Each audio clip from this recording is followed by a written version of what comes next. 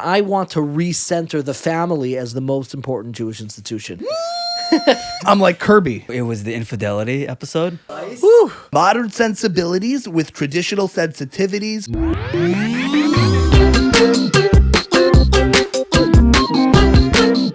Welcome back to Ami's house. Base Ami. Here we go in the house. An amazing guest here today. We're going to go full inside baseball today. Let's do it. On the Jews, on Jewish life. Isn't it nice though? Jews are having fun. Jews are having a great time. We're having fun in a way that I don't think is naughty. I think it's like it's in a way that we're embracing it. It's wholesome. It's decent. It's uplifting. Jews are doing things. We're playing concerts at Madison Square Garden. We're building up podcasts. We're having a ball. Yeah, I think it's a good time. It's a good time to be one's authentic self, wouldn't you say? 1,000%. You know. Okay, so let's start off here just a little bit. I mean, this is going to be a schmooze, not just a conversation, but a schmooze. My subtitle here on Ami's house is "Best Schmooze in the Game," but it's probably second to you because you are the king of Jewish Twitter. Oh, that's very kind of you. But yes, before we begin, we have to give a shout out to Twillory. We're all dressed in Twillory today. Rocking Twillory clothes. I'm always dressed in Twillory. Dovid Bashevkin here in the house bringing some apparel with you. This is a very special thing. Rocking Twillory, crooked Twillory, beautiful clothes. We love Twillory. We love Twillory. We don't like Hillary, but we love Twillory. That's right. This is actually amazing. You don't even know my size, but you brought this in, and this just hugs me like a glove. It's like a blanket. It's a wearable blanket. I'm wearing your suit. I got the scarf on. Honestly, you know what it is? There's something cut a little bit tighter, right. and I lost a little teeny bit of weight, Yeah. and now I'm like, you know what? I have the body type that I am a Twillory man.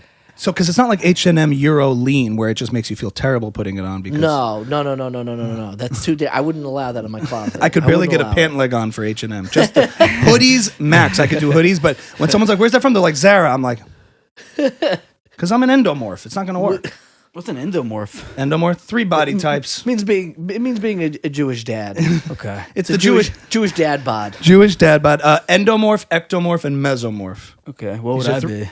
I think you're actually a meso. Yeah. I've got You are, like 'cause a, your shoulders runner are body. his shoulder span is insane. like a Japanese lower you run? Are body you a and like a runner? Russian upper body. No, I don't do much of anything. Michael's on the verge. He's in terrible shape. Absolutely atrocious shape. Yeah. Well, So am I, but Since Hanukkah, also I lost it. you I lost don't know what? about you. Just all my momentum is just lost. The donuts from killed Hanukkah. it. Yeah. I am laser focused. Yeah, how did you do it? How did you trim? To me, I don't want to. Being disciplined for me is the most important thing, and it was a piece of cake for me because I just cut out my binge eating from the hours of 12 to 2 in the morning, and it dripped off. That's when I was falling apart. So you just That cut late out the night, mid... I'm a raccoon. I'm a raccoon. And also Ozempic, right? I'm literally a raccoon. I go and I forage in the. You didn't take an injection before you came in no here? injections, no nothing. I have a bit on Ozempic. I don't think I can't take it seriously because it sounds like a Yiddish word. Not that. Ozempic, how shall I be feeling? It's a bissel Ozempic, you know. Ozempic. I'm a binge eater at night. I really was. Because you're a night Unhealthy. owl. You're a night owl. Night owl. All these unhealthy choices. I slice that Yeah. out. So I started fasting. So I'm done eating at 6 p.m. And then done. That works too. Literally, I think I lost like 10 pounds See, I have a all skill. right away. Yeah. I think I'm the one person who's able to beat every diet. You could conquer it. I conquer Meaning it. you fail I at it. do it and it doesn't work. I find the workaround, like with fasting. So I tried that too. Cut out the binging at night, stop around 8 p.m., like do that little 8-hour, 16-8 window. But in that 8 It hours, finds a way. I'm like Kirby. I just inhale everything. And I find that maybe I don't gain too much, but I'm like, still not working. Well, that's the thing though about the fasting is you at least have some kind of system where you're not gaining 10 pounds every day for the rest of your life. But I tried to go like, no, low carb, whatever that is, cutting out the sugars and carbs, but then I'll have like 7 steaks. Yeah. So I find a way to beat it.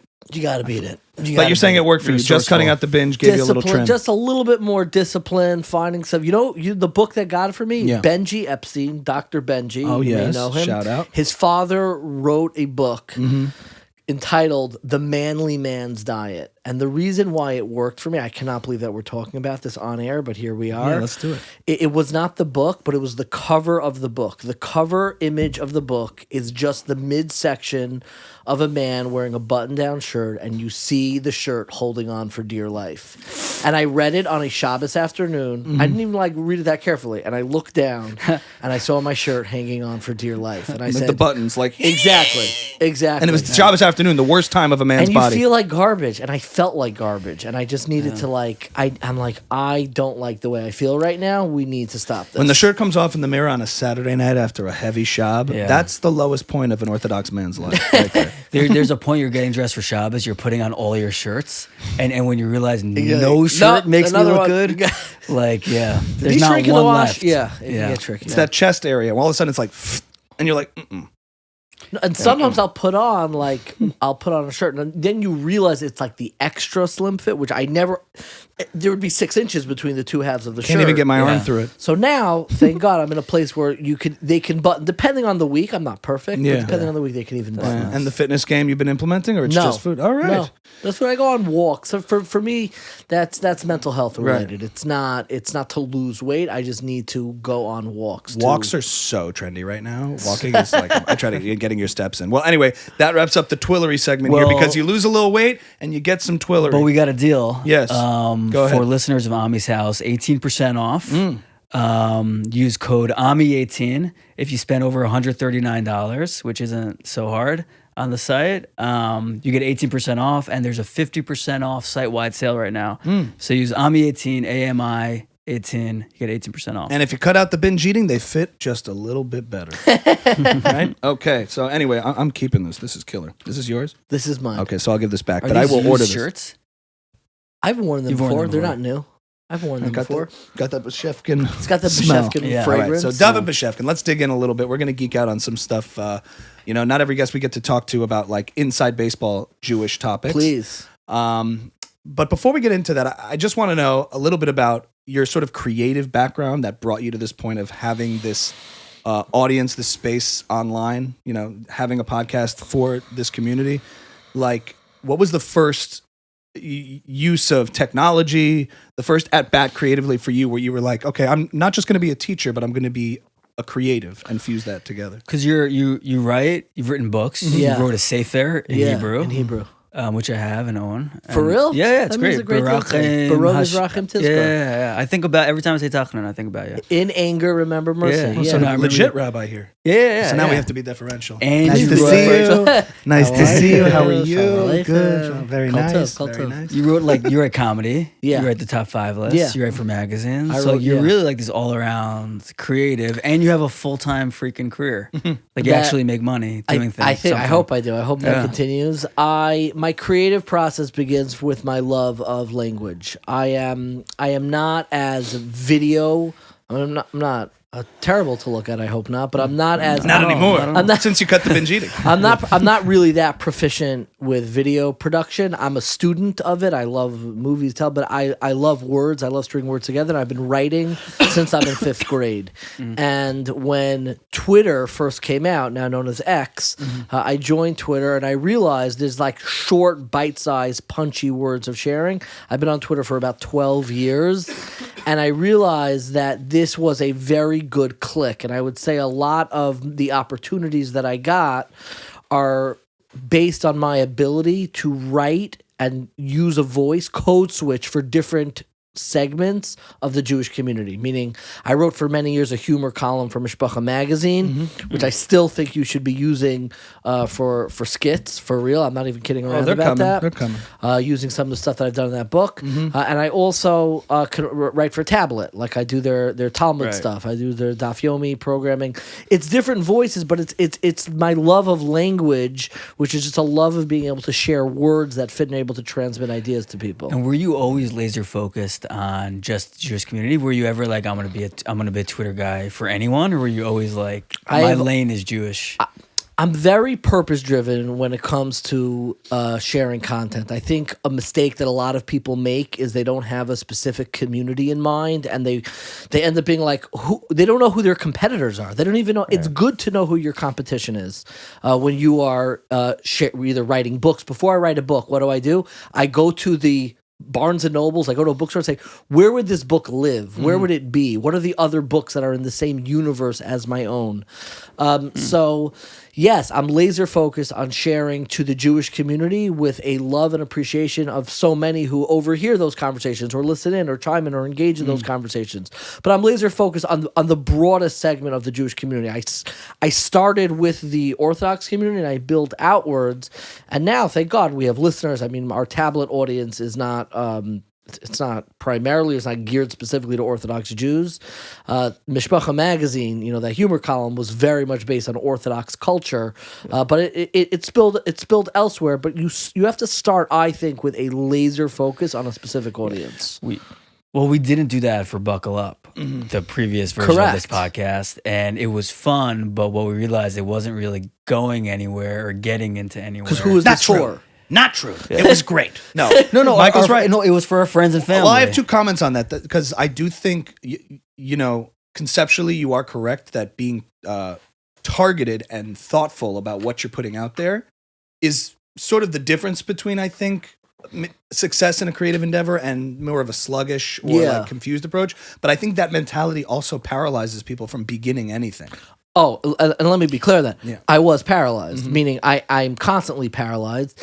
There is... You crawled in here. It was crazy. No, on two levels. Number one, starting... That was ableist. I'm sorry. My podcast is called 1840, and when I was supposed to start in January of 2020, we were going to actually time it with the Siyam Hashas, the completion of the Daf Yomi cycle. We had a whole series on Talmud. Perfect. And nothing else happened. I got stuck. and just nervous. How is this going to be received? I think a lot of people, when they have a specific audience in mind, there's this angst of like, am I ready to step on the treadmill of people reacting, not being the best, not having the audience, not resonating? And you strike me as an overthinker. Are you? I'm the king of perfectionist a little bit. I'm a perfectionist. I'm competitive. Right. All of that stuff that I think infects a lot of content creators and people who are in this space.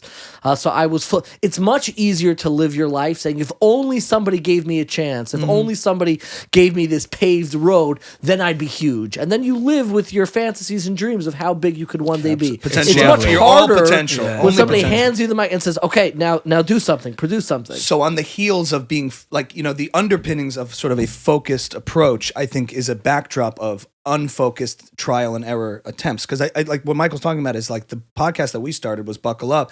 I think provided a foundation for just the actions and motions of doing it and putting it together. Yeah. And then in order for us to focus, we were sort of primed and ready and fit creatively to create that conversational space that now is effective. But I don't know if we started as focused. I'm not sure if it would have made the difference necessarily, because I just think it got us to do it. It's sort of like you do your workouts, and as you get better at working out and showing up at the gym, you get more precise on exactly the parts of your body you want to focus on. You do get muscle memory as a content creator, but I think the question, it's not just who is this for? Asking the question, who is this for, is really a question on what you're creating. What is this for? What is this for? And I think sometimes people just throw it out there and let the universe respond. Yeah. You're not being, what are you throwing out there? And when you ask, what am I throwing out there? That also comes with it. Who is this for? Sure. And then you're able to. I guess I just think you discover who it's for by starting and doing like action oriented. It's iterative, and then it's revealed to you. Okay, you know what I should do now that I'm like showing up and doing this. But you had done that with other creative projects to understand who do I want to talk to, and then the audience responds to you, and you keep on course correcting. Meaning, if you look at my first humor article I did for Mishpacha, I would call it cringe. It's just not like, oh my God, this is so great. Sure. You should keep this going for years. But I kept it up, and you have to build a little bit of muscle memory. You have to be in dialogue with an audience. I think that's really, really important. And then once you have that, being on the treadmill is what is going to give you the stamina to keep on creating and have a finish line in mind. I think that's important. A lot of times I start projects, I'm like, when's this going to end? I'll have a book. I'll put this all together. I'll put it into a book. When's it going to end? I have a series I want to do on a specific subject. I think going on indefinitely, which is a lot of what we do on like personal social media, can feel exhausting in a creative project. Do you have an end goal in mind for 1840? I don't have an end Breaking goal. news. No, I don't have an end goal, but I have milestones that I want to reach. Right. I have milestones I want to reach. I want to do a live event, a live get together, Shabbos together. I want to do a book that reflects on the beginning. Well, like similar to what Jerry Seinfeld did with Comedian Cars Getting Coffee. Yeah. He came out with this like literal coffee table book. It's beautiful. A lot of Tim Ferriss has done the same thing. Yeah. That kind of collects the process. So there are milestones that I'm like, I can take a breath and celebrate this moment. Right. And I think those milestones, when you reach them, you have to pause, take a breath, which I don't do often enough, and say, I've reached a place. I've reached a place to collect myself, think about the audience, think about what I'm doing, and breathe. Right. Yeah. So would you say Twitter, as we said in the beginning, is like the engine that raised your profile to the public in the most effective way? Undoubtedly. Twitter has shaped me for good and for bad. I think for good because I find Twitter to really be a place where you get of the most substantive intellectual voices. You have journalists, you have comedians, you have people who are really putting stuff out there. I never jumped on, and it may be a mistake. I never jumped on Instagram. I was never on TikTok. I never went into that space. I toy with it. Is it too late? Should I still be doing that? Nope. But no. But I was created from the world. Well, Twitter of is words. Twitter fundamentally is words, and now it's becoming more media, and it's the most social of all of them too. I would say because each social media platform is a combination of social and media. Correct. I find Instagram to be the best blend of the two. There's social components to it, sharing stories, messages, and media. And like something like TikTok or YouTube isn't social really at all. It's media. Correct. And then like Twitter is now becoming, it's primarily social, real sharing, real organic engagement. Yeah. And it's word driven, but now they're allowing full video and stuff. So, you know. I remember when you first started Twitter. I've been off Twitter since 2016. I remember. We miss you. Thank you.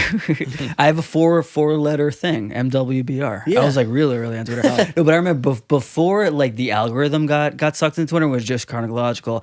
It felt really social. Like it was you, Crazy Razy. Yeah. There was only a couple of like neo-Hasidic things going on.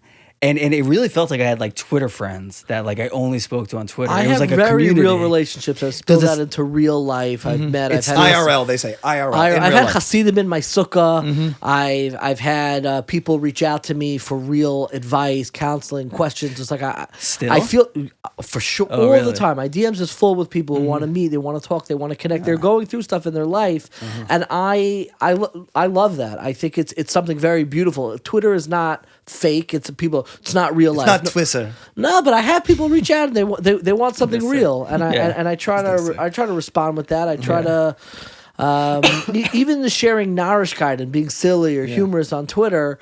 It shows people that you're playful. You're not always self-serious, and people have absolutely reached out and continue to reach out. I think that's something very special about it. How much time do you put into your tweets?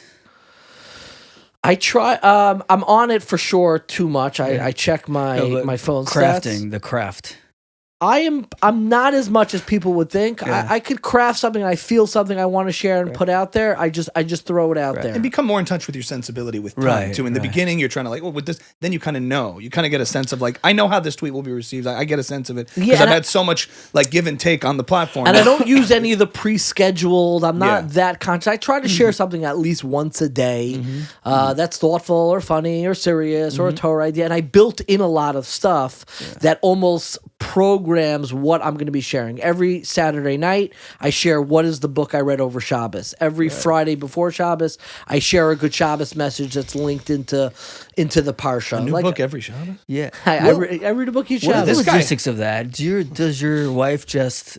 like you just get to read for a few hours? How does all that work? I'm very curious about that. I am good at reading under duress, meaning I can read while you're walking. I'm also a little bit rude, meaning if I'm at a long Shabbos table and no one's kicked in benching, you're just gonna no one's had the guts to be like, let's bench. I will either excuse myself to the couch with my. How many times do you first go? All right, at your own home?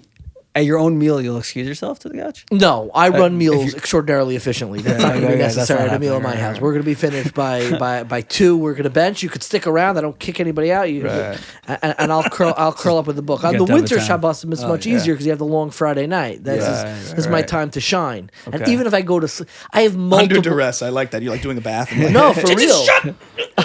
I'll fully do that. I'll have kids playing around. I don't retire to my study, shut the door. Daddy's reading us to finish his book for Twitter. You know what I'm saying? Like that doesn't exist. You know how many followers I have? Exactly. Do you realize what's at stake over here? No, not at all. Not just your dad. And I read, and I don't always finish, but I love that we built a community around it. People at each Shabbos, different people are sharing. People who are in the Orthodox community, outside the Orthodox community. Shabbos is such an untapped resource where people look at it and it's all they know. It's a day to unplug, get off of technology. But I want to start.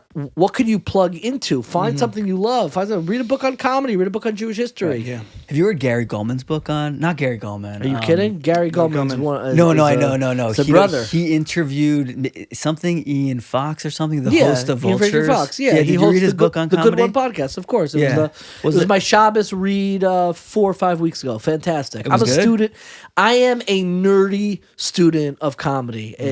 Geeking out on the intricacies of how comedy works is how I think about my own content, and I could talk about it all day in the nerdiest, least funny way possible. That's all right. We did hear. I listened to your episode with Alex Edelman. Alex is great. Yeah, and one of the things that your big takeaway from it, and mine too, when he said it at the time, was, and it speaks to you building a niche audience on Twitter and online in general, and the power of building a niche audience is that the specific is universal. Exactly. And when you're trying to be out there, like, appealing to everyone and no one at the same time, I have come at it more recently in my, like, creative journey from trying to appeal to the masses. And I still try to, like, I kind of do who I'm interested in and find who it appeals to.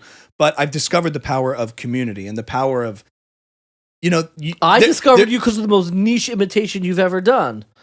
Rav Elazar Muskin. I don't know. Again, are they taking care of you on the podcast? I've never done it on the podcast. You don't even know this guy. But I do. And he's a niche LA rabbi where you used to live, and they did a Purim video, and I saw the expertise and the intricacy of the imitation. Twillory, amazing. I don't even think I think I heard the imitation before I met him, and I'm like, oh, I love the way he's crafting this imitation. It was brilliant. You told me an epic story where you knew he was at somene's house for lunch, so you called that couple after Shabbos in his voice. A prank call. Is that true? I can't say what I said on the pod, but I called them up. I was like, did he leave something here at the house? And you know what? She's like, oh my God, he did. I was like, did he leave his talit here? Elazar Muskin, how are you? Did he leave his talit here? And she said, he did. And I went, oh, okay. And I didn't know that he actually did. But I was like, oh, so come by. Did he by any chance? And then I started getting a little dirtier and a little I was like, did he leave this and that? And she went, what? Because you can do anything. It's a but that, like, getting into something hyper specific and having that resonate, that's where comedy absolutely shines. And it shows people that when there's that shared experience that we both understand this moment, this situation, this imitation, whatever it is, that's where the comfort and I think the beauty of comedy really uplifts. That we're now a shared audience that can appreciate the same situation. Michael's always tried to nudge me more and saying, like, the Fromiyomi stuff that I do when I cover Pesach on my personal Instagram, I do a 5 Towns character girl, and I'm just like, 5 Towns, it's amazing, delish, love it. Oh my God, my kids are delicious. It's just this, and it's just this gluttonous, like, raunchy scumbag woman. Yeah, she's like, oh my God, 5 Towns, 5 Towns. See, and it works every time. And I think maybe like the real world might like it, but my kids are all over it, so I'm very careful not to post that. But oh my God, it's amazing. I'm a 5 Towns boy, and I Fromiyomi, follow for Pesach. Pesach.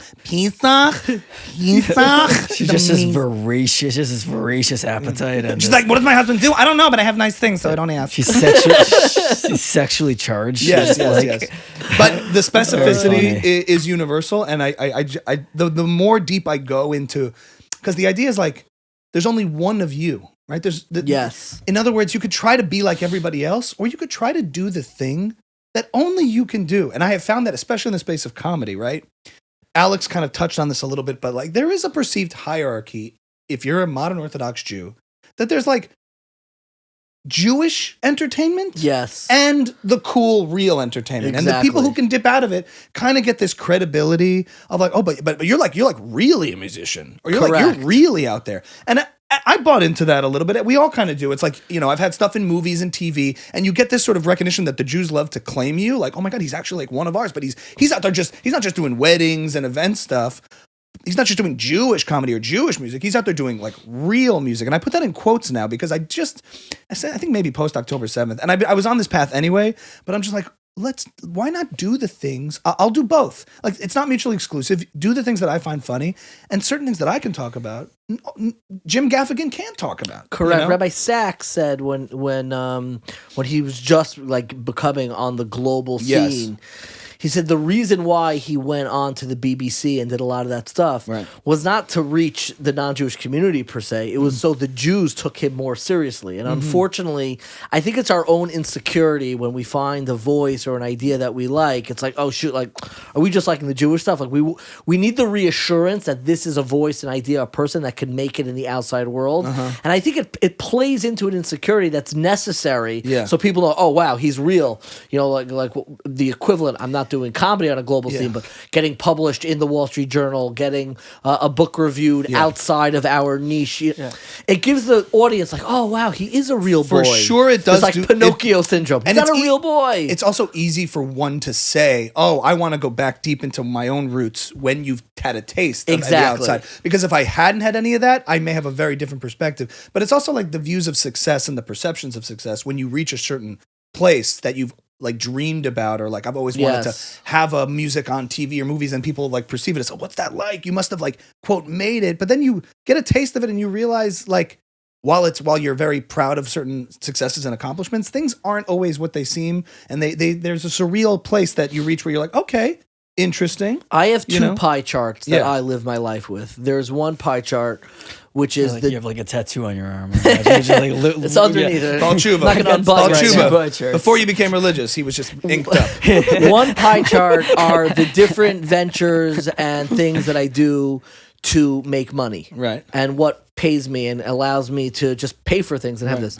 And I have a different pie chart, which is filled with the same things that I fill days to make money with. That's what gives me nourishment, what gives me excitement, what gives me joy. And those pie charts do not have to match up. But is there a concentric circle sweet spot where of course there are. There are things that you do, but usually they're inversely related. The things that are the most obligatory, the things that are most a part of your professional life are the things that can be most fatiguing. And the things that you're doing off the radar, I mean, the number one thing that nourishes me is the shir I give in my local shul. Shir meaning a class that I give in my local shul on Shabbos. And are you monetizing that shir? and it's not recorded. And nobody knows. And I feel the most at home, and I feel like I love it here. It would be great content, though. Great content. Yeah. Maybe set up a camera before Shabbos and get that on there. Exactly. But there is this sort of crown prize of like the concentric circle where the thing that fulfills you also sustains you is what every creative is after.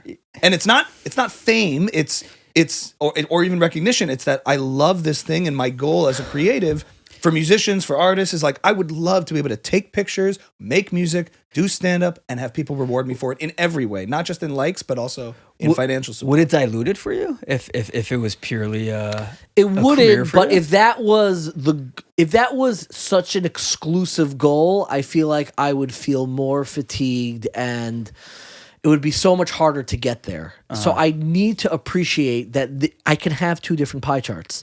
It doesn't have to be the same. And maybe there are moments where they overlap, and maybe there are concentric circles, and maybe one day they're going to be the same pie chart, that the things that I do and the things that get me money and get me nourishment and joy are the exact same things. But you know what? It's okay that it's not. Right. And where's 1840 in that chart?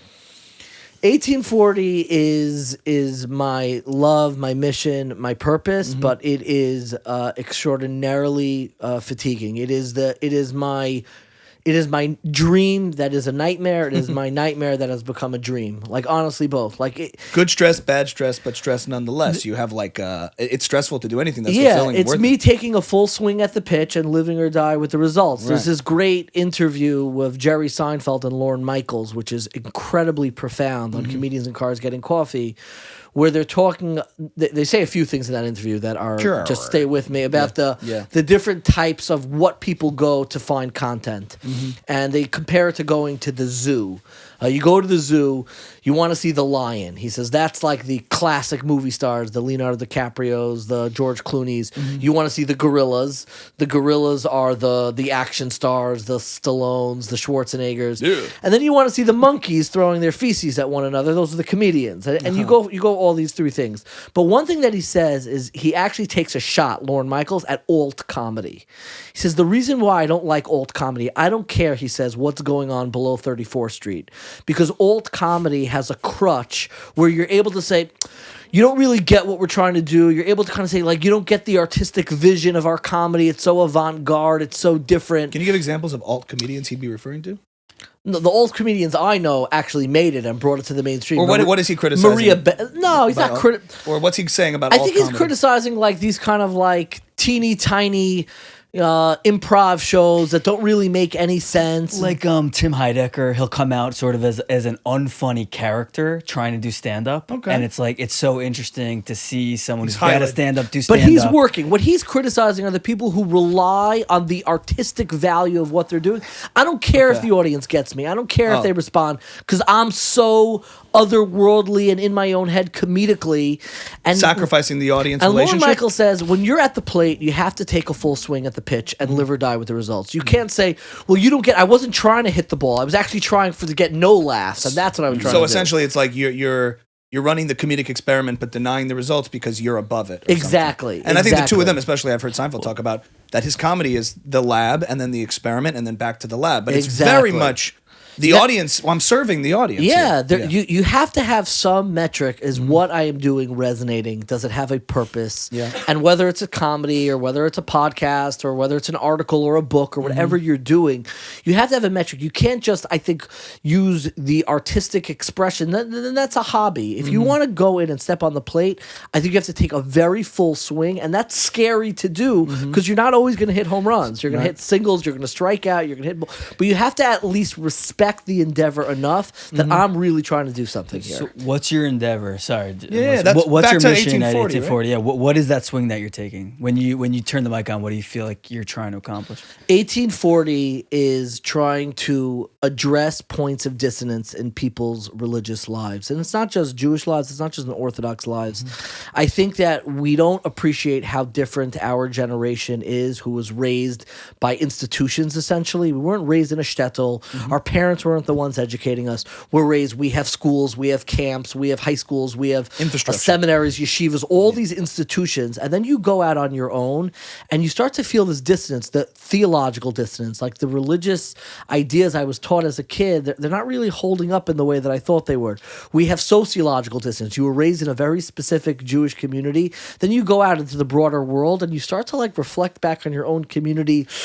I don't know, like, is that really who I am? Is that really who I want to affiliate with? And then I think the toughest type of it is emotional dissonance. I've invested so much in my religious life, and it is not making me happy. I'm not enjoying it. I'm not feeling nourished by it.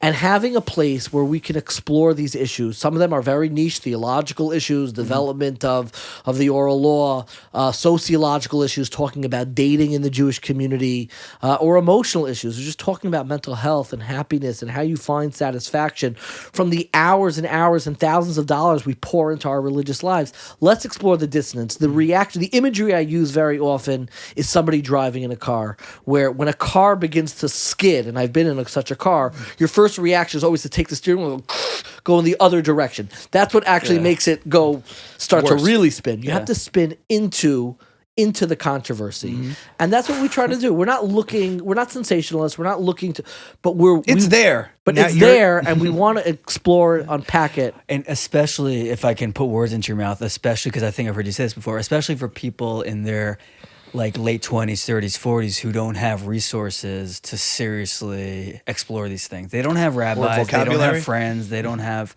or is that not No, right? that is the only thing that I wasn't grimacing is like I don't think it's a specific. I'm shocked by who we reach all the time and who takes Age-wise. the time to reach out. I would say we're not meant for teenagers. We're not meant for seventh graders. We're meant for the experience of post-institutional life where Right, that's you're what I mean. raised in this world where it feels like you're say on this better, very say better. clear trajectory where you're raised at a second grade leads to third grade leads to fourth grade, and now you're supposed to go to camp, and now you're supposed to go to high school, and you're supposed to spend a year or two in Israel and go to college in the right college, and then all of a sudden you're on your own, and usually you're like, okay, like I know what the next step is, but then life gets so messy when you don't have institutions to like hold up, like now I'm in third grade, you have the little sign that your parents take a picture of you and post it on Instagram. You don't have those signs anymore. To me, the number one testament to this is like people don't even know how old they are. You ask somebody like, what were you doing 6 years ago? And they're like, 6 years ago, well, my kid is 7 now, so they start doing all this like family math. You know, like, where were you when you were 32? You're like, wait a second. So if Zevi is 7, that was 4 years ago. And you're just like, do you not know what happened? If you ask somebody, where were you in 4th grade? They know right away. They know who their teacher was. They know what was happening because the institution shaped the way you experience life and time itself. But then you become in this abyss of middle life, and you're like, I don't know where I was 5 years ago. So, yeah, there's a lot to unpack. I want to get right into this area here, into the meat of it. First of all, why do you think generationally, even though you're saying you're reaching more than just the specific demographics of younger people, like, it always seems like there's this perception that boomers didn't grapple with all of this stuff. And I'm not talking about shtetl life. I'm talking about, like, there's this, like, raised in amongst the sort of this baby boomer generation that didn't seem to have the singles crisis, didn't seem to have the identity crisis. They're just kind of... Because boomers did not grow up with a very clearly paved road ahead of them of how their life was supposed to unfold. Post-Holocaust with Grant. They were opting into a system. The only thing, like my father was born in 1947. Yeah. He is square in that boom. He is a baby boomer. Yeah. My Zadie fought in World War II. He was in Caserta, Italy. And he had my father in 47. And that generation, their life was like not sketched out of what it was going to be. They had to opt into a system. The Orthodox community in particular was really people who were making a commitment to join an emergent community. And like they said, I want to be a part of this. As we got stronger, we became a victim of our success, where we have all of these givens of like what you're supposed to do next and what life is supposed to look like. And I think that's where the suffocation or the anxiety of being a part of the community comes out, when you stop missing your developmental road marks. Like, you know, when you have an infant, you go into checkup. Are they talking yet? Are they turning over? Are they crawling? Are they eating solids?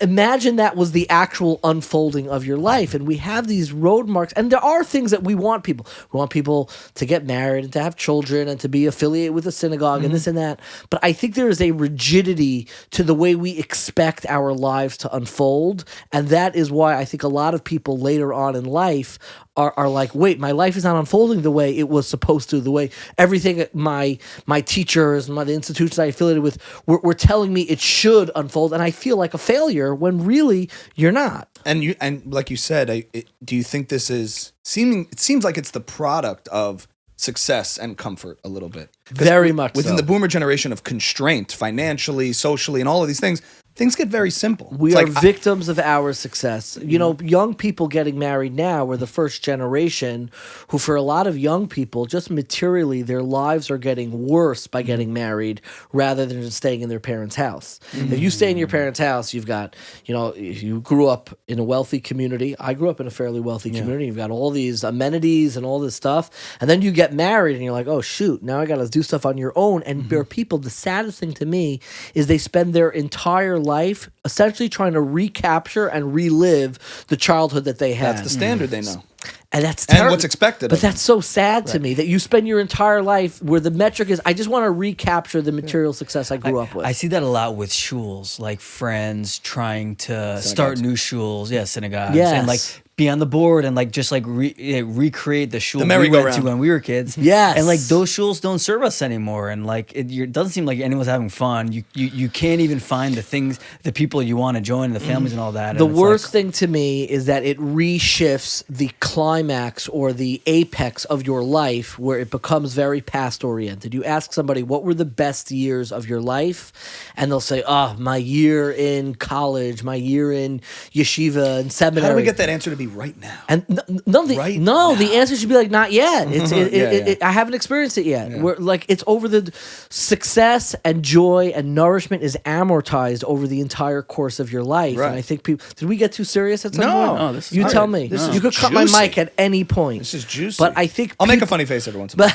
but I think people live their lives and they're trying to recapture something that they lost, and that is a sad way to approach life. That's a push. Yeah, I love that. sorry. You know, yeah, no, and you see it also. I heard someone reference like a friend from yeshiva yesterday, like his year in Israel, like, and the way he said yeshiva as if like that was the peak of my religious life. Yes, and I'm like, I never think about my year in Israel like in that way, and I'm very grateful for that. No, but because I think Like I've had positively or fondly or just like I've had another transformative experience Right, since then since. religiously. Yes, I and, do and see- God willing, I'll keep having. them, I've been at but- meals where people talk. Maybe it's the homogeny of sort of East Coast Yeah. life, but they're like, "Oh yeah, we won that game against Halb. That was a great game." The And I'm floor like, hockey, yeshiva I'm like league. senior year of high school. no, but That's the last and I fun look fondly. time. My But closest I'm not friends judging, are no. the people I grew up with, are Yeah, from my neighborhood sure. friends. I loved my year in Israel. I loved all of it. But the thing that I started to notice with myself is I don't want to live the rest of my life trying to feel like I lost something. I'm trying to recapture it. Right. I'm trying to build something new for the first. This is course. my life. Like I'm trying to build something new. But there's the big topics here. So like there is this notion though that I think is not only happening in the Jewish community but at large of taking for granted the foundation and institutional foundation that we had that was strong and that was built up and saying, like you said, the shuls don't serve us anymore. We just do our own thing. And you lose those strong roots and you do that at your peril because the other generation is saying, hey, like we built all this. Don't throw the baby out with the bathwater. It may not be meeting we may not have done it perfectly, and we may not be meeting every emotional need you now face coming from a comfortable life that allows you to indulge emotionally in what you're passionate about and what you want to find fulfillment in. But if you toss the foundation, you're going to be more lost than ever. I tend to agree with that. I think people, what they are searching for is to feel a sense of at-homeness in their own lives. And I think that we have too many people who, again, they'll go to different gimmicks or they'll try to find some sense of self in their professional lives, hopefully in their family lives. But there is this sense of, I feel homesick in my own life, in my own home. I am looking for something to recapture what I once experienced.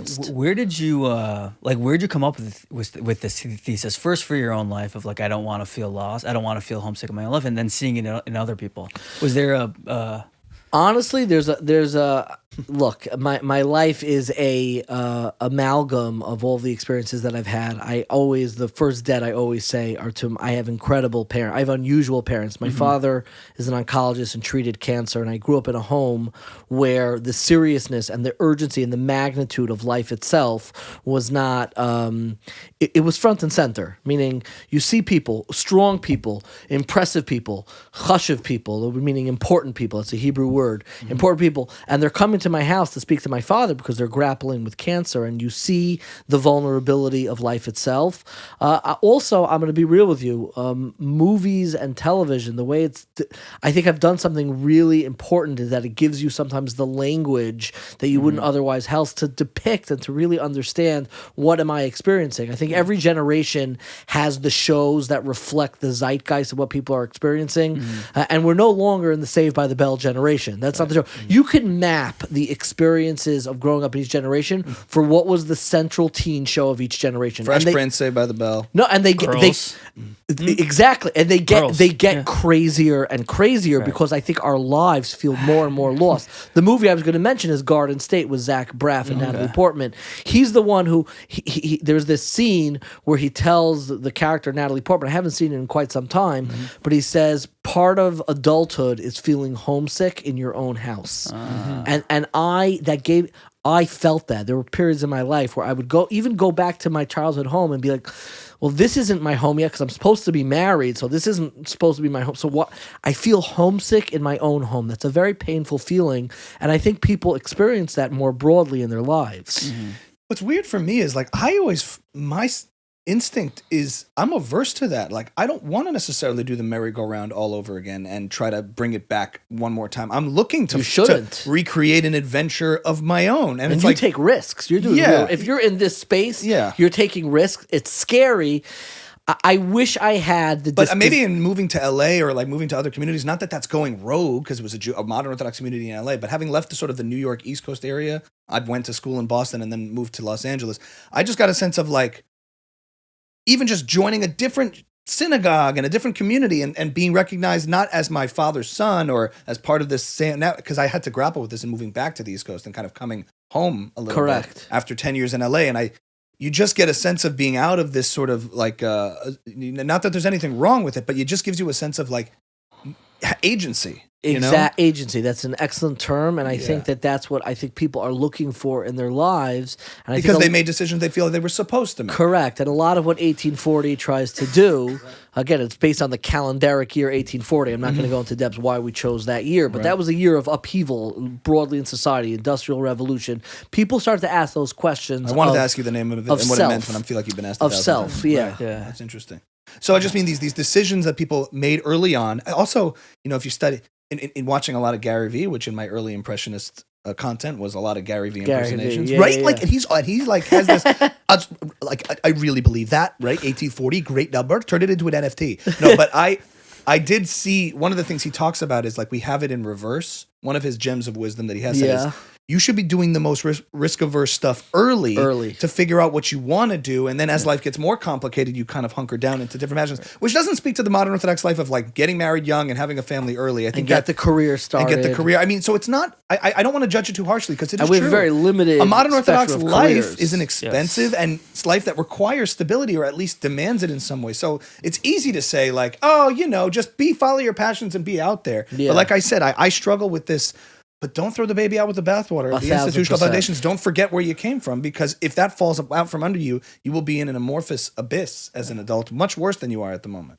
1,000%. Well, what's the risk on your end? Because you have, correct me if I'm wrong, you're the head of education at the OU? At NCSY, At NCSY. And then, so like, how do you think about the risk? Is it reputational? Is it time? There's always a huge reputational risk. You have your finances in order. I heard you on the Kosher Money podcast. Yeah. Like I take that very seriously. You take it very seriously. Because we're doing a segment on this show called Bashevkin Pays Your Bills. And you're going to pay several of my bills because you do it better than I do. Because people are going to call in. You're going to go broke. Because of the risk of the when you are in a educational, I call myself an educator. That is what I am. If somebody asks, what do you do? I say, I'm an educator. I say it with pride. I'm not a content creator. I create educational content.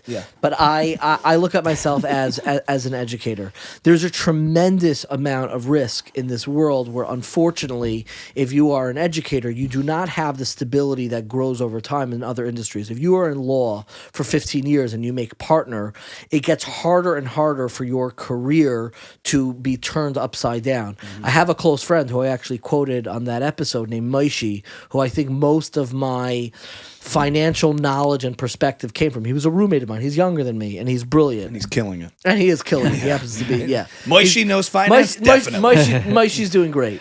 But he said, I was talking to him once about the angst and the difficulty of being in the educational content space that we're in, and he said, it's really hard.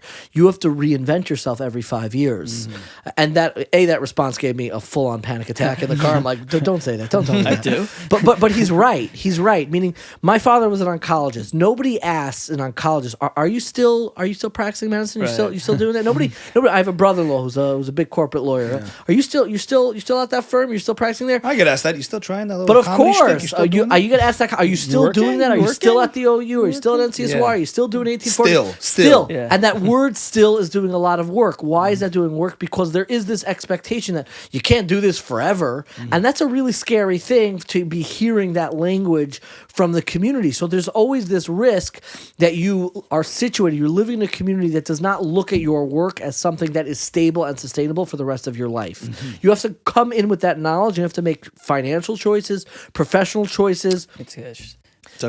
Financial choices, professional choices that really allow you to be in the long term, to win it, and that's really hard.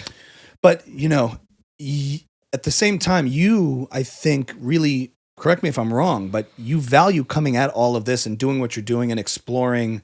Let's just get specific. Like the topics you explore in 1840, the Divergent series, the things you're talking about are areas of life that traditionally have not been discussed, right? Correct.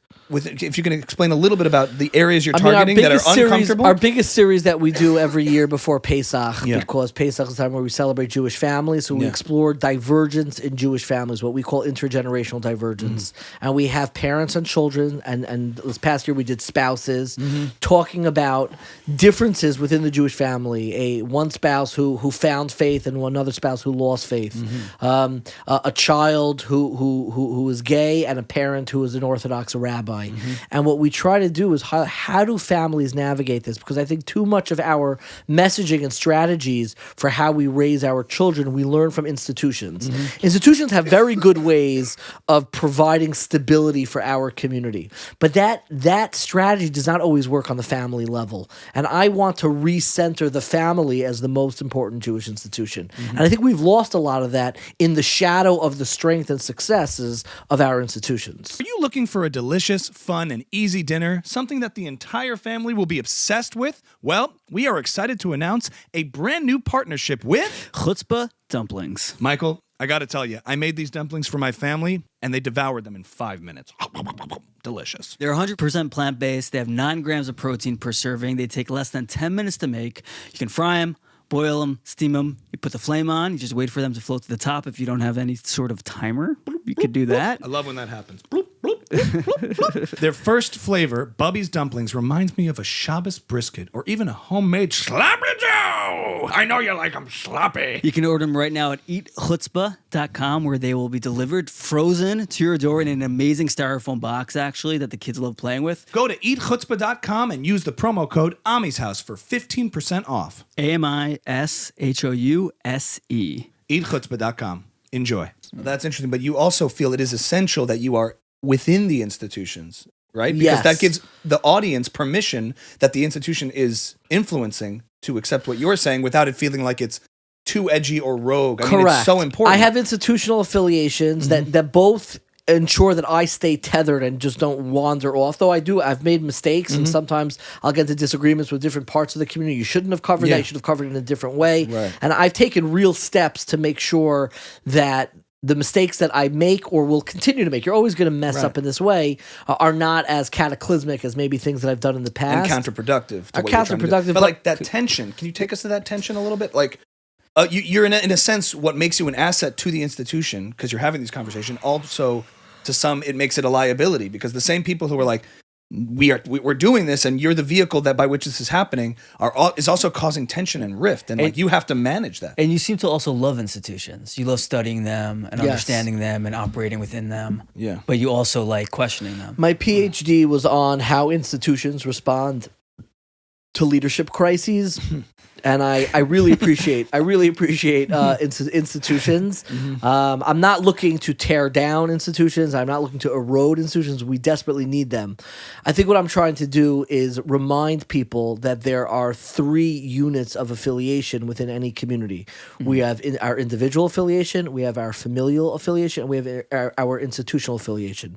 And each of those levels plays by different rules. They are not the same. And I think we have forgotten that. And I think that me being affiliated with major Orthodox institutions, whether it's the OU or whether it's YU, it does come with that tension of being a risk and a liability. And that can feel very lonely or alienating at times, but I treasure it. I think it keeps me in line. It's like an organic boundary that even if you're not specifically told, don't do this or don't do that, you know that you have to be careful because you need to protect your own reputation, your own capital. You can't just go out into the wilderness and start doing things that are going to bring shame to your dojo. But you also want the dojo to improve and go with you. Correct. I think You know what I mean? That's the whole what idea. makes me different is that I built my career in a different way than most who rise the ranks in institutions. Most people title jump, where they start off as an intern and then they get a full-time job. Then they're associate, and then they're director, and then they're senior director, and then they're A lot of COO, awkward speeches CEO. along the way. Yeah, and they come kind of they build their community In the system fully. based on their title. I have not changed my title in well over a decade. I've been offered to change my title. It is totally meaningless to me. Do you want to be knighted though? I would love to be knighted. House of Lords, but David I am Sir Dovid I'm Bashevkin. I'm community first. The person who taught me this is a phenomenal book, Coming Back to Comedy, by Bill Carter, where he wrote a book called The War Over Late Night, which is about Conan O'Brien's battle, the second battle with Jay Leno. He has an earlier book about Conan's fight. Conan's a good guy. About Conan's fight with Never heard that. about Conan's. David Johnson said, why are you? Not bad. Okay. It's not great. He has an earlier book about Jay Leno's fight with David Letterman, but in this book, The War Over Late Night by Bill Carter, he has an epilogue where Jerry Seinfeld weighs in on Conan O'Brien's insistence that he keep the Tonight Show. And I love Conan O'Brien. I still listen to him. And I call him one of my teachers. Conan and Colbert, I've learned so much from them. They're really in my pantheon. But Jerry Seinfeld says something amazing. He says, the show names don't matter. Nobody watches The Tonight Show. It doesn't matter. It's a fake name. Nobody watches Late Night. Those names don't matter. They watch Dave, they watch Jay, they watch Conan. That's the only thing that matters. And I watched that and I realized, that's true with institutions. People don't tune in to an institution. They don't follow an institution. They might donate to an institution. Maybe one day they'll donate to me in that way, but they'll donate to an institution. Put the link in the bio. Yeah. But they're not following that institution the same way. They're following people whose words resonate in their lives. And I realized I need to let go of being the star of the Tonight Show or getting this big title and rising the ranks. What I am responsible to is my audience. And you can lose an audience, you can gain an audience. And if that is front and center and everything else are either the boundaries or the things, the voices that you have to keep in your head, don't go too far off field. Don't be subversive. Don't be cynical. That's something I always stay away from. Something else I learned from Conan. The last thing he said in his last Tonight Show, he looked at his audience. He said, "You've watched a lot of fighting.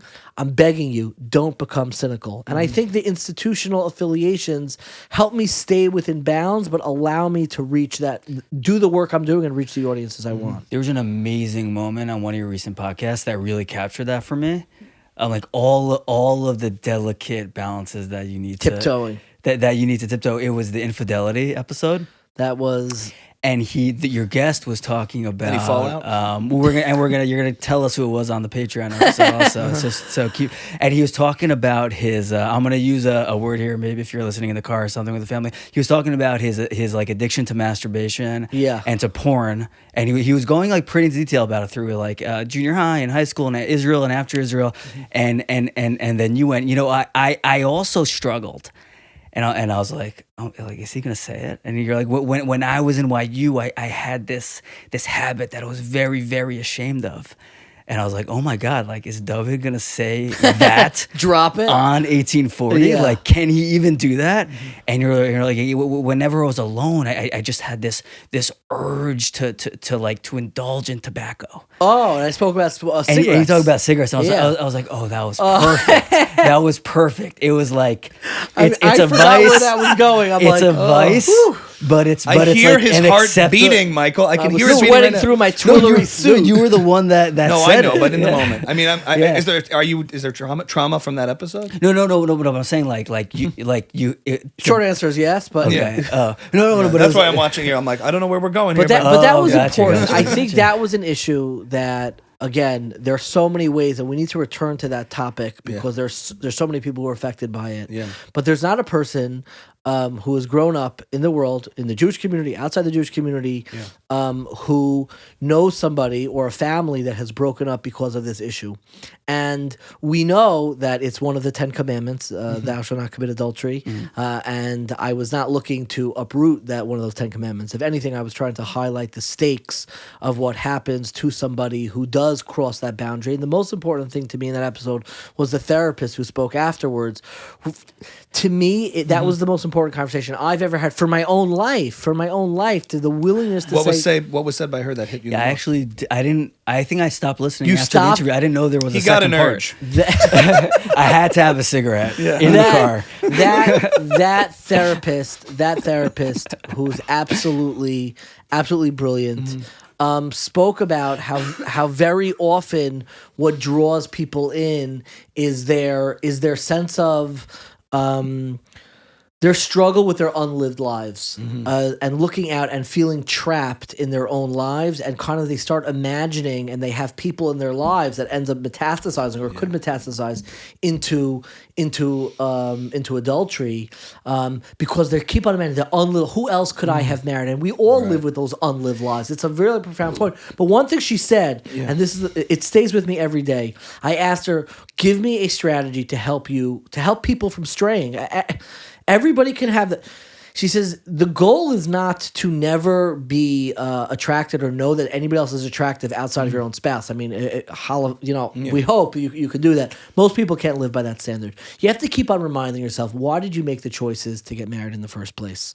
That doesn't mean that you have to throw out any desires or ideas that you had beforehand. You have to keep on reminding yourself, why did I start this? Why am I in this? What does it provide me? And but what if you do it like this? Why did I start this? Why did I start this? Why am I in this? What did I do? Why did I make the choices I made? But that you have to find those places that remind you of why am I living the life that I am living, rather than looking out and being distracted by all the unlived lives that we keep on getting reminded of. And of course, Dennis Prager had a video I think I saw in one of his like little snippets that he released about being attracted to other people or finding attraction in other people, but choosing the person you're with over and over and over again. That makes it more sanctified in a sense. You're not denying the natural, humanity of yourself and the things that were built into our biology, but the conscious above that biology, choosing something much more meaningful over the long term, actually I think elevates it. Correct. And I haven't written about it yet, but the very concept of unlived lives, of the what ifs of our own personal life, is something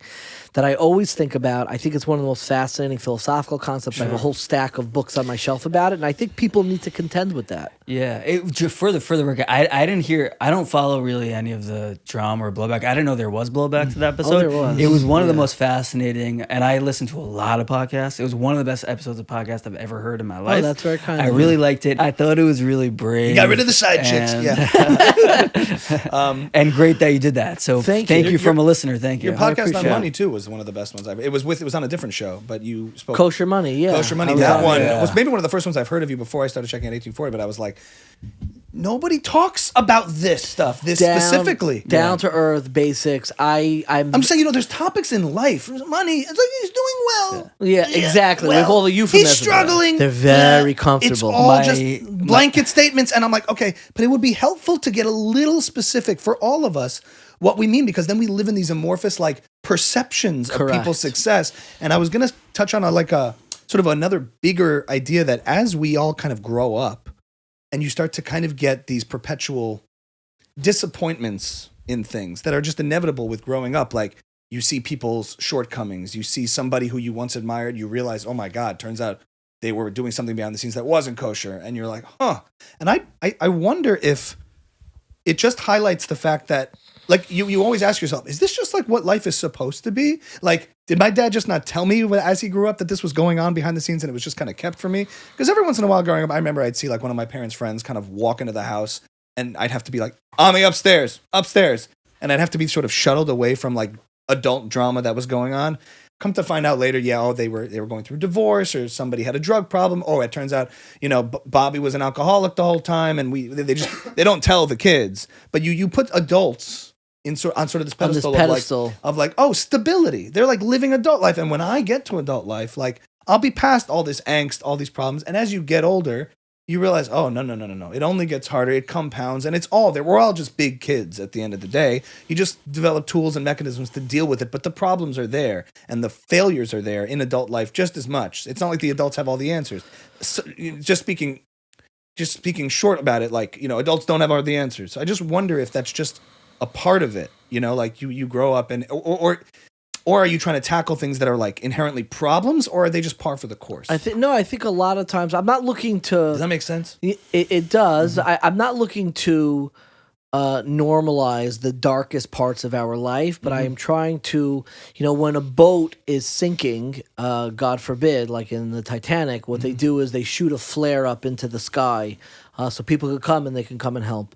I almost look at that in reverse, that a lot of times if you shoot a flare up in the sky and say, this is a place, or I'm a person, or this is a community where we can talk and tackle some of these issues that maybe seem so much more natural to you when you were a child. I mean, think about your own parents' marriage, and now you're married, you know, and you know, I look at my own marriage now, which thank God is perfect. So obviously I'm like, oh, my parents.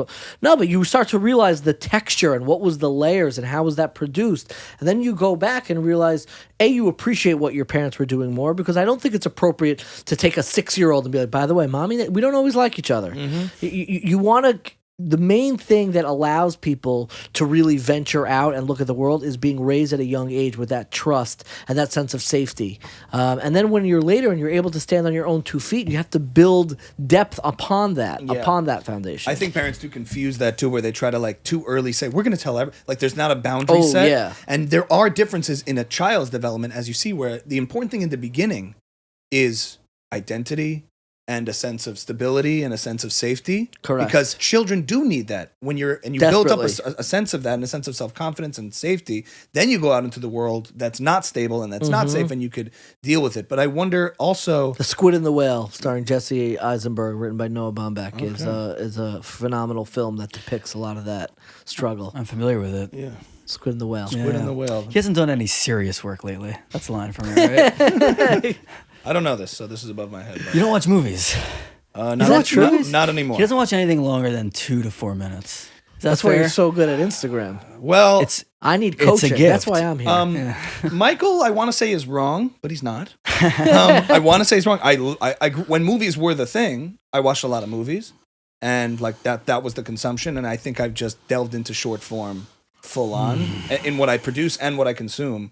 So that takes up a lot of my downtime. Gotcha. But Michael's much more caught up on shows and series. A lot of stuff I want to watch. It's on my bucket list. Like, I want to watch this whole series. But I'm not constantly consuming series, if I'm being honest. I'm watching clips, and I'm watching TikTok, and I'm watching like short form bits and stuff like that. And there's a plus and a minus to that. You know, like to each their own. It's an art form. It does drain me. I don't get as much like I think personal fulfillment, and I don't feel as good after like an hour. I of feel TikTok like I versus ate like a watching full a real bag piece. of potato chips for dinner after I am doing this Correct. for too long. I just don't feel nourished. I think there's beauty in it, in a way, but like if you can, like I also do miss having the. First of all, like I love going to the movies, and my wife doesn't love going to the movies. She's perfectly happy to sit down and watch or whatever. So over the years, like with kids and everything like that, and like whatever, it's impossible to go to movies. It's like, I do love. There was, as a Teaneck pastor, Theater's great. Sorry, but it's like Teaneck movie theater is like a big television. Yeah. It's not even. No, it's better than No, but you know, I feel a real sense of East accomplishment after like getting a movie in, because it's a rare thing for. I'm like, Yeah. oh. And like, I think movies overall have gotten so much worse. So like, I think the track record of seeing movies and being like, man, that just, I'm very picky. Mike used to be like, whatever, I got distracted. You know, he doesn't give a crap about if the movie's good or not. I care. That's he not wants fair. to say I'm wrong, but I'm not.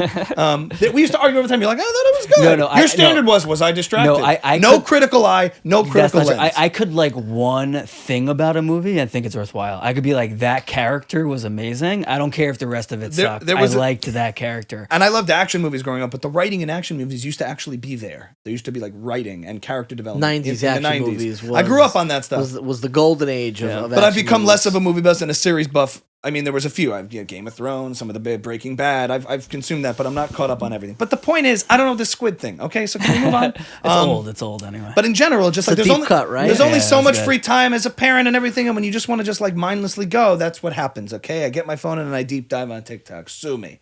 But I was gonna say also, like with raising kids and education, like when you're raised with like stability and protection, it seems to be that you're coming up against this downside of kids not being equipped with intellectually and emotionally and socially with skills that they might need to face the outside world. It seems like there is a disconnect, like an understanding of their relationship with God, with their community, with ritual, with practice. Like, can you highlight a little bit of the areas you're seeing that you know, you can only show what's revealed in the failures or the shortcomings of an upbringing in real time? I think for me, when I look back at my childhood, and they weren't. When I look back at my childhood, the standouts for me were my parents explaining to me for a young age about mental health and anxiety. Fifth grade. That's pretty young. They but broke that down. They broke it down for me. They told me they got into family history and they spoke about it in a very real way, which really helped me understand that it's okay to seek help. That's 5th grade. That's very, very young. But it always felt like I was walking around with this like knapsack of anxiety. We're talking anxiety, specifically. Weighing me down. Anxiety, depression. And the other thing is my mother was incredibly gifted at picking phenomenal books for me to read that helped me process my own childhood, and she would read to me. My mother was a big reader, got me into reading. Marvin read Post Why Pick on Me. Was like, I don't know if you ever read that book. It's a killer book. I don't know why it's not more popular. Molly's Pilgrim. I mean, there are certain children's books that I would read over and over again. Spark Notes kid. Spark at Notes best. guy. Spark Notes forget guy. it. Forget it. Didn't I start read that as a way. kid. I read a lot as a You kid. did. Yeah, I stopped in high school and then I better. I love think my the first- duo of you two. I think I first read my first book at 18. It was. I can't even say what it is. I said it on the Lizzie. What was episode. it? Shmuel Libertas, Kosher Sex. That was the first your book first you book? read? Yeah, and I read it every week. I was doing Spark Notes, and I would look comedically. over here. I was very good at BSing. I was good at BSing, so I'd read the English for English class, the Spark Notes Yeah. on like Holden Caulfield and Catcher in the Rye. Get the Spark Notes, and I'm a very good retainer. You know, my memory's good, Yeah. and improvising. So I'd get in class and I'd participate. That's really insightful, and I'd be like, I would read one page of Spark Notes, and my challenge to myself would be whatever the essay question is, I have to draw from this thing. Exactly. And I did it. I was Listen, great at I'm a it. It was youngest it child. was a My talent. parents worked full time. I was playing with toys and doing and imagining things. They were not like invested in like making sure I'm reading all my books. It's just they were not around in that way, and I don't blame them for it. But yeah, I wasn't reading, and so reading was I very was cumbersome reading for at me. a very It's young hard for me to age. read. Big book. I was reading I John read now, Grisham but in 5th grade. That was My reading sort of renaissance, if you call Michael it, that was like Crichton. 18, 19, 20. Started to watch like a lot of YouTube, like intellectual debates. Yeah. Milton Friedman, Free to Choose series on Sure. economics. So I started consuming first like, Dershowitz Case for Israel stuff. Like my Yeah. initial stuff into politics and ideas was through the Israel On stuff. like Google Video at 19. What were you watching? No, I'm talking reading now. Oh, you're reading. Oh, okay. So Case for Israel was a Sorry. book. Case Against Israel's Enemies was a book. Started reading Milton Friedman, Thomas Sowell, a lot of economic stuff that I Sure. got into, and it was all nonfiction stuff because reading itself was just I've been nonfiction since like it was a 7th cumbersome. grade. My 30 pages for me is your whole book on the weekend. You're done. I could never do that. Like read a whole book in a day. I couldn't do it. I just still can't do it. On vacation, that's what when I go on vacation, I print out all the articles that I miss. I have a stack the of them. clips and in my do you, like, YouTube- ingest it? Yeah, well, this This is a gift. Of This is getting really nerdy. Yeah. But Highlight? I not only do I ingest and highlight it, I organize anything that I read. Meaning, I have a system on my computer where I organize all the information that I learn alphabetically. I have every. There's a website called Spark Notes that does it too. Every article that I read, I organize in my Dropbox. So you're It geeky starts about with- it. This I is- am. these are- I What do you nerd mean? out on ideas and content. Yes, You'll put in an idea or a summary of the book. I have or- a 700-page Word document. Most of it's in Hebrew. That starts with the word avos, which means patriarchs, and ends with the word Tisha B'Av, which is the day of mourning for the temple. And it has subcategories. And anytime I read a book that relates to something that's one of those categories in the alphabetical order in Hebrew, I put in the spot over there. I review it twice a year. And any article that I read, I have a separate file in my Dropbox of every single. It starts with abortions and ends with zombies. And I read an interesting article about abortions. I open it up and maybe it has to do with the case history. Zombies might have to do with stuff related to consciousness or legal stuff. But I'm categorizing everything because I want to remember I it. look forward to you losing it one day and publishing it to prove like how JFK was killed. It all makes sense. It all makes sense now. Oh, I thought you meant losing the document. You meant losing. Oh here. no, losing. So you have it. like one of those things with the red Yeah, wire. it was yeah, corkboard. It was All the bullshit. topics connect. You can abort a zombie. Oh my god! No, but that lets you, when you're talking about an idea, you're mind's able on to fire a draw little bit. in Yeah, no, so that's- much more. And yeah. like, I do that. I never had thought about writing that down. I do it in my head, and I don't read. I read like 1 or 2 or 3 books a year, and try to fully ingest it. well, what it does instead of- topically is it helps the way that you listen, because a lot of times you hear somebody talk and you don't remember, even though you're like, oh, that was amazing. And then you forget it the next day. Even asking the question when you hear something amazing, what topic did I just hear? Where would I put that? if I had to categorize it, is a way to remember. Even if you don't end up writing it down. The exercise of doing that from books has helped you. Exactly. Just exercise. What topic did I just read about? Was that in a subcategory of economics? Was it some subcategory in Jewish ideas? I've gotten better at that too, where in the stuff that I have read, I'm able to pull. I'm able to pull from it. Even like my retention is pretty good, and memory is really good. Yeah. Like, so everything I sort of hear, I can sort of pull from. If I hear somebody say something that's a resonant idea, I don't write it down, but like in the right context, it's I'm a little crazy about, and you can pull from it too. Like it's registered. Yeah. And Tim Ferriss is like, you watch him do it. I mean, he's prepared when he does interviews, but like the ability to sort of pull a resonant idea into frame, is a skill that can be built over time. Yeah, the intros to your podcast, I love. That means so much to me. Yeah. No, I don't write those. I don't script those. Oh, you don't? I was going to ask. Freestyle. Sometimes I'll put down a bullet point or two. I think one of your gifts is the first sentence of the intros. Like how am I going to jump into this? How am I going to jump into this? I always appreciate your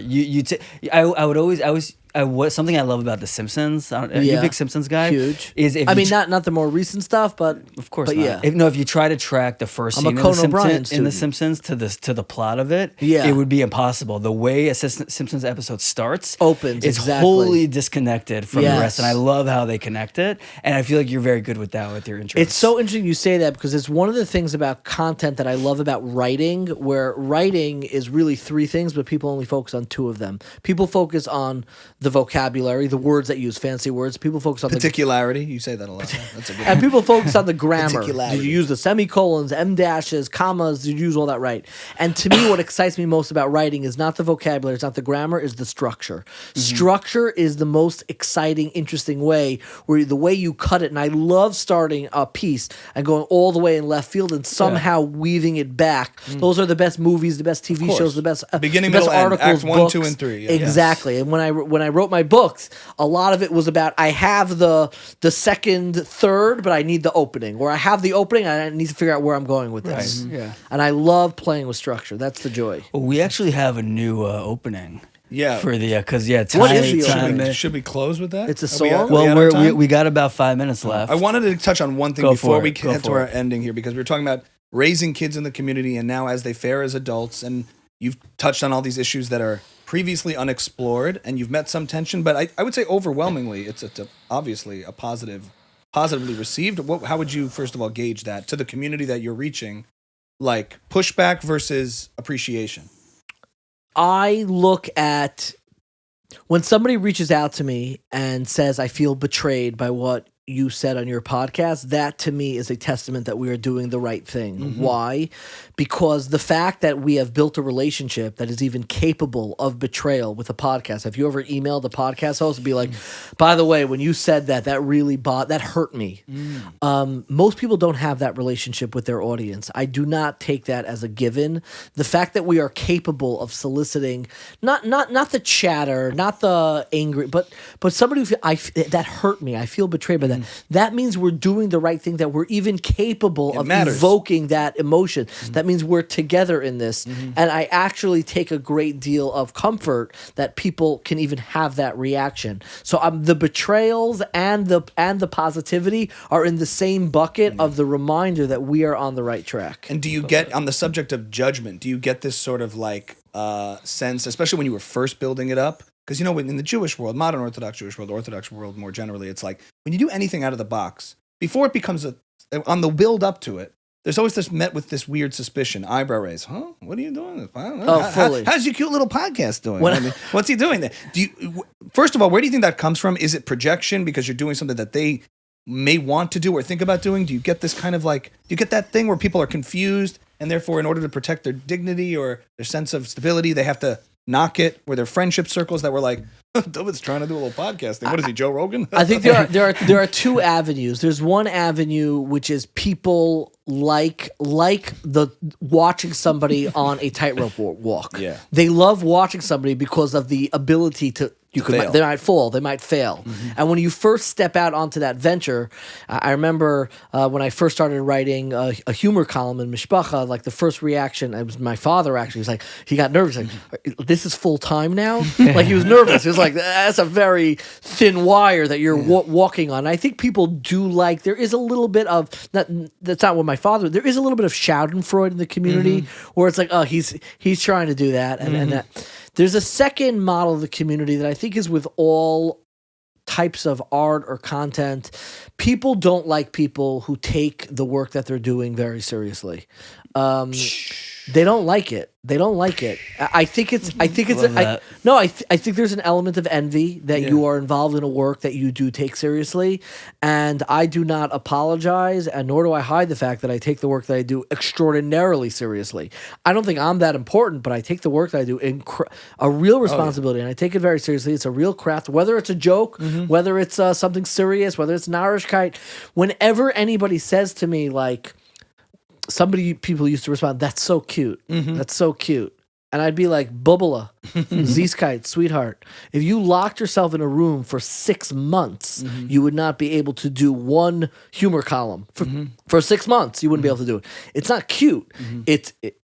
It's working. It's good. We built a community around it. I hate when people diminish you in that way, and I do think they're diminishing you. And where does it come the way from? they react. You think And it's I think envy? I think it comes from an envy and the joy that you are creating something, and that people don't always allow themselves or don't have the capacity to have outlets like that. And they're like, they look at it like, oh man, like, so they want to make it. They want to make it smaller. I do the same thing. Don't get me wrong. You meet somebody who's super charming, super personable, really good looking, super wealthy. You're like, just tell me one of the things that she's awful at. Like, it makes you feel better. Why am I? You stack against them. You know, I had this conversation last night. It was a one-liner, and it meant the world to me. I'm a competitive person, and I was talking. It was actually somebody who I was learning with, and I came in and said, I'm always so exhausted when he comes. It's Wednesday night. I'm always so, and I said, I don't know if I work more than others or I have less capacity than others. And he looked at me, he says, your real problem are the words than others. Meaning the real answer to your problems is not, maybe you do have too much work, maybe you have less capacity. The question needs to delete the term than others, and then you'll find the real answer. You're only competing against yourself. That's kind of how I look at it. And when other people succeed, I always take the approach of, wow, they're just proving something is possible. Do you really react that way? Do you get 100%. competitive? You No, never I am not competitive. Only against myself. I hold myself to it.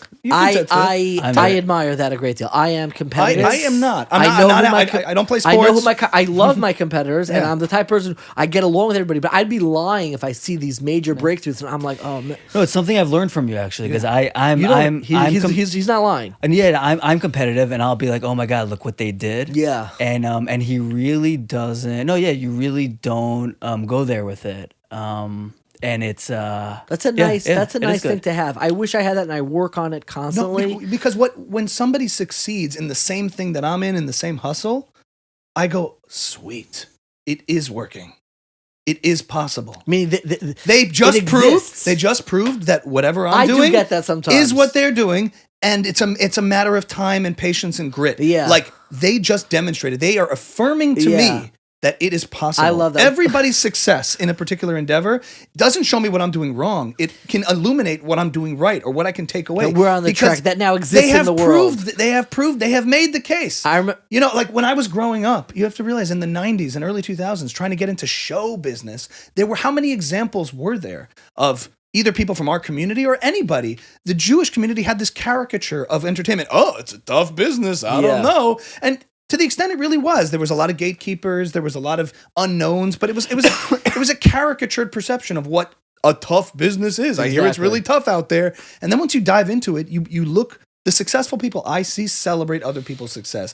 The people who are failures, it's only failures who are resentful and bitter and saying, oh, whatever, he sucks, or hating. You get buried under that, but it's more like, Oh, well, look at that. It's like, do I want that for myself? Sure. But that person just demonstrated to me that I can achieve it. I do a lot of Scotland residence gigs, and I visit shuls and communities. It's part of the work that I do in 1840. Yeah.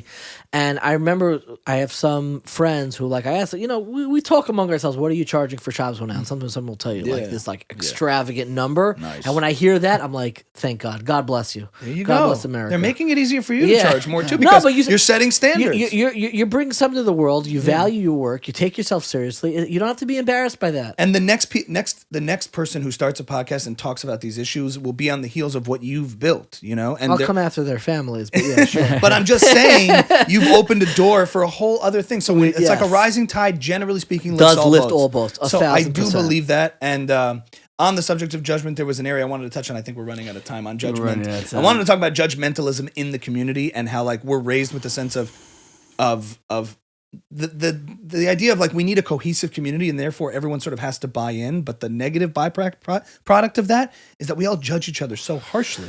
We do. On practice, somebody's not religious anymore. You're like, why does that bother me? Why should it? Do you know what I try to do? And we're lightning rounding here. When I have a friend who I'm feeling competitive towards, when I have a friend who I feel like is doing something that I wish I was doing, I make an effort to either or call eating them, something you wish you were eating, call them or text them and give them a compliment. You're doing amazing work. This is so wonderful. I heard someone phrase it once: give them what you're looking for yourself. Like, give them the respect. And extend yourself and say, "Wow, that was so that's the incredible." professional competitiveness. I'm just even in the religious context, like, you hear about somebody who maybe is going on a different path, religious path or whatever, and there's a part of you in the community that you feel a little bit as an individual, like, oh. You want everybody to be sort of on the same level in some capacity so that as a community you can function, because we're not just all on this individual path as much as we want to say we are.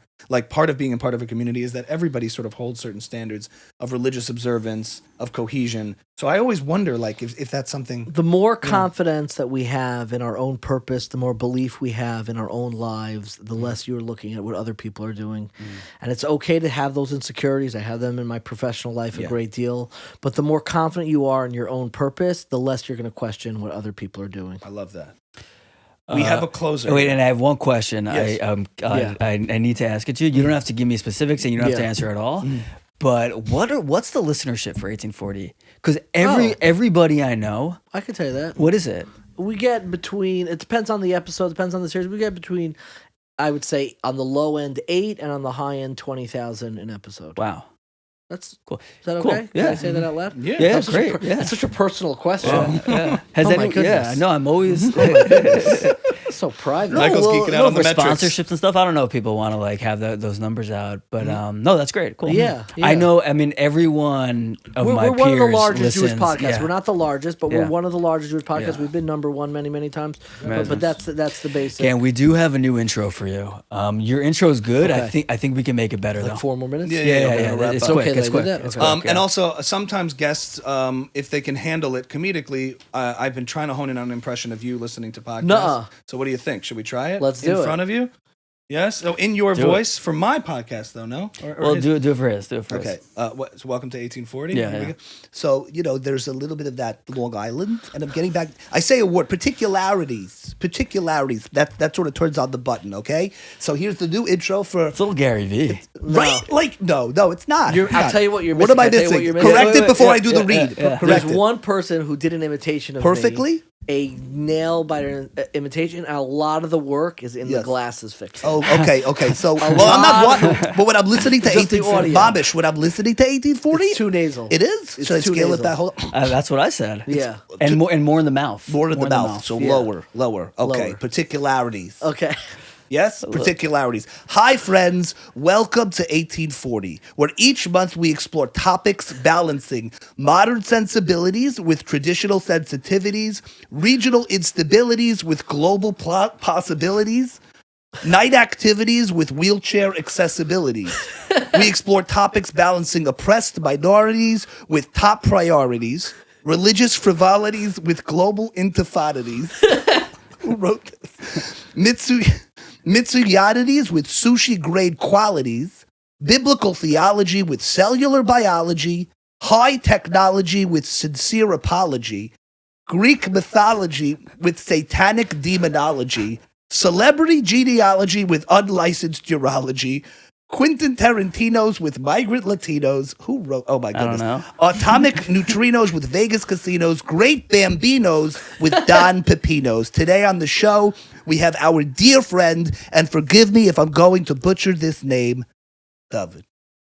Thank you so much. Shout out to Seth Herstick, who helped write Yes. that. Ladies and great. gentlemen, Rabbi Dovid Bashevkin, thank you so much for an enlightening, amazing schmooze. That's deeper than a conversation. We schmooze here at Ami's house, as you do on yours. My absolute privilege and pleasure. Thanks so much, everything guys. you do, Appreciate it. Oh, we do the fingies. Sometimes we do the fingies. Here we go. There it is. There it is.